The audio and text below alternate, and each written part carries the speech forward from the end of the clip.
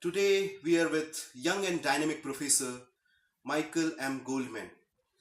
He is an associate professor in University of San Francisco, and he is taking the subjects like sports management, business development, sports marketing, sales management. He is a visiting faculty to many of the industry institutes and countries like India, USA, UK, Kenya, South Africa, and he is one of the expert in case study writing and teaching. So we will have a expert review of him how to deal with this area, the case study, which is less explored in India. So it is glad to have Professor Michael M. Goldman with us, and he is also an editor of Emerald Emerging Case Studies. So I would like to have expert views. Sir, welcome to India. Thank you. My first question is why case study? What is its importance? I think the idea of a case study, a research case study, and certainly a teaching case study, because there are different types of case studies. But certainly if we think about a well-researched case study that we can publish and that we can use in the classroom, I think there's multiple perspectives that you need to consider around that. So, for researchers, the primary driver, I think, to think about case studies is that often the questions that are interesting to us, the questions that we're investigating in our studies, may lend themselves to more qualitative, longitudinal research to understand much more of the phenomenon and the context and the why questions. When we think about science, when we think about how science works, we develop theories and we test theories. Case studies are one of those more qualitative, mixed methodology sometimes, but mostly qualitative studies where we embed ourselves as the researcher in a certain context, typically an organizational management context, in order to understand those dynamics and the drivers and the factors and the issues in this messy environment around decision making. It's often not possible to develop theory, to develop our explanations as scholars of why managers do what they do, of why teams and organizations do what they do. It's not possible to do that from a positivist, survey-based, quantitative approach. Often in interesting situations or new novel situations, we need to understand more deeply first the context. And so if we think about a lot of strategy and strategic management, many of our theories that we now take for granted, well, where did they come from? They didn't come from a survey or from an instrument. They came from researchers embedding themselves in interesting cases. I think that agenda is still valid for us today. I think there are opportunities, especially in emerging markets, for us to go out and create new knowledge, to create theories, to test theories sometimes by embedding ourselves in those environments. So I think as researchers, there are some really interesting questions. For example, emerging market multinationals and the way emerging market champions internationalize as businesses. I think there's big questions around diversity and economic transformation and social transformation and dealing with the many different kinds of peoples that we have in an organization, how to manage that. I think those are really interesting questions. I think there's questions around technology and how managers are embracing technology that require us to be close to the action. For those kinds of questions, I think case studies are a very, very interesting and important method that researchers can use. I think researchers also are obviously creating case studies for other purposes. And so for many researchers, part of their role is to teach. And we know that adults, if we think about andragogy, college level students, university level students, at undergrad or at postgrad level, these are adults. The way adults learn is through experience. Yes. The way adults learn is through debate. The way adults learn is through challenging some of their assumptions. And the Socratic participant-led case study method of teaching, of facilitating a dialogue in a classroom, it's very tough to do that with some slides in a textbook. Yes. It's much more powerful to do that with a case study in the room. And so I think as researchers, when we put our teaching hats on, we can use the same case studies, adjusted slightly for the classroom, to really drive home some really important learnings for students. I guess thirdly, it's important for us to think about case studies as students. Yes. Yeah. And if you put yourself in a typical MBA classroom anywhere in the world, you know that the majority of what you're doing is handling cases, because the professors know that that's a really important way of learning judgment, of learning about decision making. And so really valuable, I think, for us in emerging markets in India and other places, for us to develop case studies that awake the curiosity of our students. Yes, we can learn about Apple, we can learn about Amazon, we can learn about Microsoft, we can learn about Uber.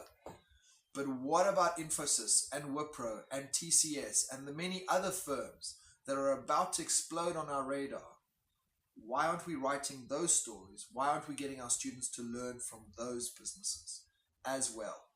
And Huawei in China, and the Wonder Group in China, and all of these other businesses in emerging markets. So I think the challenge for researchers, for teachers, for students is to have great cases that allow us to create new knowledge, disseminate new knowledge, and learn. And then finally, I think cases are really useful for the companies that we write the cases about. Because we need those executives, those managers, to give us access as researchers, to allow us to write cases about the issues that they're facing. Why on earth would a company do that? Well, I think what we've seen over the last few decades is that great cases written about companies give those companies a global profile. And a case written by a researcher in India and published internationally and picked up by professors at some of the top business schools in the world means that that company and its story and its products and its services and its talent and its expertise is put in front of some of the best MBA students in the world, thousands of them every year. That's a great way to build a brand. That's a great way to build a global reputation. And so I think companies, especially in emerging markets, are realizing the global reputational opportunity of sharing their organizations with researchers, with case study writers, because through that you create a document that's so much more than a newspaper article.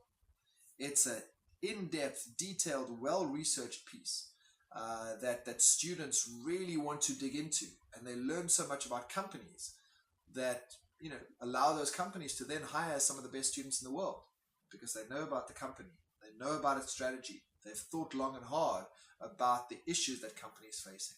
So for students, for researchers, for teachers, for companies, I think cases are a really interesting place that delivers huge value to all of them. That a very useful insight you have given for all these four stakeholders. And I would like to move towards second question. For a researcher who is new to this case study, or any person who is interested in writing the case study, how should he start writing the case? Well, I guess the best place to start is to start. Yes. The journey of 1,000 miles, first step. Mm-hmm. And so I think for all of us who are involved in research and writing and creating and crafting knowledge and information, it's important to put pen to paper. Mm-hmm. It's important to write the first word. I think as we plan to write the first word, there are two critical components that need to exist for a great case study to happen. And as writers, we have to think about those two at the same time. We can start in either one, but we have to think about both. The first is there an interesting story, an interesting company, an interesting management dilemma that we hear about, that we know about, that we want to write about? So what great stories do we want to tell? What great stories can we get access to that our fellow colleagues and students in emerging markets and the rest of the world will be interested in? That's one place to start. The second place to start is, as teachers, what learning objectives do we want to achieve in the classroom? When we're teachers in a business school or in any other kind of institution, we have a curriculum, we have a syllabus, we have a course, we know we need to achieve a certain number of learning outcomes. if we are committed to using case studies to achieve those, there may be some gaps, right? There's great case studies available from a bunch of places around the world, but are there some gaps where we need to write a case in order to teach a learning outcome? That's the second piece. For a great case to happen, you have to have both of those. We have to have a great story about a protagonist or a character in a company facing a dilemma and having to make a decision in an interesting organizational context. Doesn't have to be a company, could be an organization, right? Some kind of entity. We have to have that piece. We have to have a learning outcome because we write teaching cases in order to teach something. So those two have to be together. So I think as researchers or writers plan to write their first words, they need to be thinking about those two questions. You can start in either place, but you have to have both at the end. I think access is critical. Sometimes as researchers and writers, we live in our laptops, we live in our offices, we live in coffee shops. We are not spending enough time with business, with organizations, with decision makers. If we don't have those relationships, getting access to the protagonists, to the decision makers, getting access to be able to tell their stories through their words is very hard.